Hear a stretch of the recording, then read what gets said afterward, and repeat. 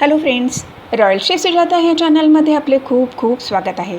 आज आपण ह्या व्हिडिओमध्ये अधिक मास, आईची ओटी कशी कधी भरावी, आई नसेल तर, मुलगी विधवा असेल तर, ह्याची संपूर्ण माहिती आपण ह्या व्हिडिओमध्ये बघणार आहोत. जर आपल्याला रॉयल शेफ सुजाता हे चॅनल आवडले तर सबस्क्राईब करायला विसरू नका. बेल आयकॉनवरती क्लिक करा, लाईक करा, शेअर करा, कॉमेंट सेक्शनमध्ये आपले मत लिहायला विसरू नका. 17 मे 2026 रविवारपासून अधिक महिना सुरू होत असून 15 जून 2026 सोमवार ह्या दिवशी समाप्ती होत आहे. अधिक मास हा धार्मिक दृष्टीने खूप महत्त्वपूर्ण मानला जातो. अधिक महिना भगवान श्री हरी विष्णू यांना समर्पित आहे.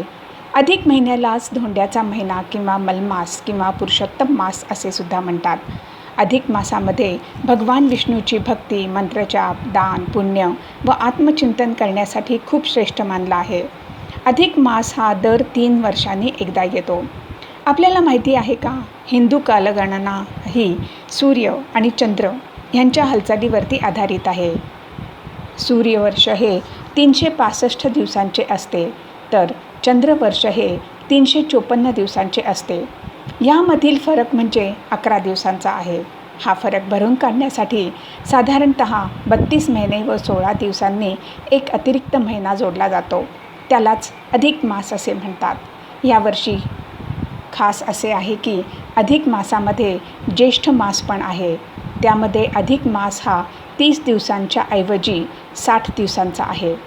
अधिक मासामध्ये विष्णू भगवान यांचा मंत्र ओम नमो भगवते वासुदेवाय रोज 108 वेळा म्हणावा.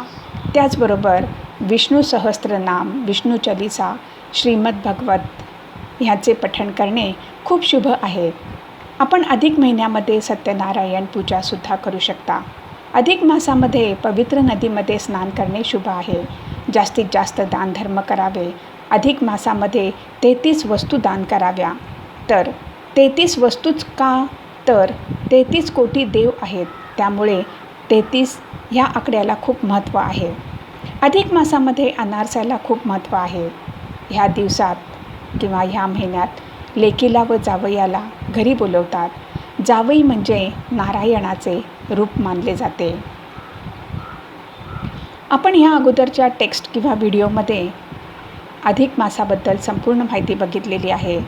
आता अजून एक महत्त्वाची गोष्ट म्हणजे अधिक मासमध्ये आईची ओटी कशी भरायची, का भरायची, जर आई नसेल तर कोणाची ओटी भरायची, जर आई विधवा असेल किंवा मुलगी विधवा असेल तर आईची ओटी कशी भरायची, ह्याची संपूर्ण माहिती आपण आता बघणार आहोत.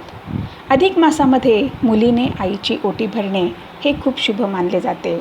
त्याच्यासाठी धार्मिक व भावनिक दृष्टीने महत्त्व आहे.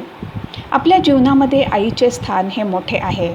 आपल्या आईसाठी, तिच्या सन्मानासाठी, तिच्या दीर्घायुष्यासाठी आपण तिची ओटी भरून तिच्यासाठी प्रार्थना करू शकतो. आपली आई आपल्या मुलांच्या सुखासाठी आपल्या इच्छा बाजूला ठेवून सतत काम करत असते. आईची ओटी विवाहित मुली किंवा अविवाहित मुलीसुद्धा भरू शकतात. अधिक मासामध्ये संपूर्ण महिन्यामध्ये कधीसुद्धा ओटी भरू शकता, पण मंगळवार किंवा शुक्रवार किंवा पौर्णिमा ह्या दिवशी ओटी भरणे उत्तम आहे. आईची ओटी भरताना आपण तांदूळ, खण, नारळ, पान, सुपारी, शक्य असेल तर अनारसे किंवा एखादा गोड पदार्थ घ्यावा. बदाम, सुपारी, लेकुरवाळे, हळकुंड, हिरव्या बांगड्या, कंगवा, शृंगाराचे सामान घ्यावे. जर शक्य असेल तर आईसाठी साडी घेऊन तिचा सन्मान करावा, कारण साडी घेणे हे खूप शुभ आहे. आईला हळद कुंकू लावून तिची ओटी भरावी व तिच्या आरोग्यासाठी, दीर्घायुष्यासाठी प्रार्थना करावी. हिरव्या बांगड्या घेणे खूप शुभ मानलेले आहे, कारण की हिरवा रंग हा सौभाग्याचे प्रतीक आहे. आपली आई नसेल किंवा आई विधवा असेल तर आपण आपली मावशी, मोठी बहीण किंवा छोटी बहीण, जाऊची किंवा आत्याची ओटी भरावी. जर मुलगी विधवा असेल तर आपल्या आईची ओटी आपण घरातील विवाहित महिलेकडून भरून घ्यावी. आपण एक गोष्ट लक्षात ठेवावी की सुनेने कधीसुद्धा सासूची ओटी भरू नये, कारण की सासूच्या ओटीतल्या मुलाबरोबरच आपण लग्न झालेले असते. अधिक मासामध्ये कोणतेसुद्धा शुभ कार्य, ग्रहप्रवेश, वास्तुशांती, नामकरण विधी, दुकानाचे किंवा शोरूमचे उद्घाटन करू नये.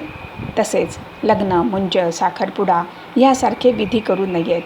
अधिक मासामध्ये भगवान विष्णू यांची आराधना करावी, मंत्रजाप करावा, सात्विक भोजन करावे, ब्रह्मचार्याचे पालन करावे, खोटे बोलू नये, निंदा करू नये. सकाळ संध्याकाळ देवाजवळ दिवा लावावा.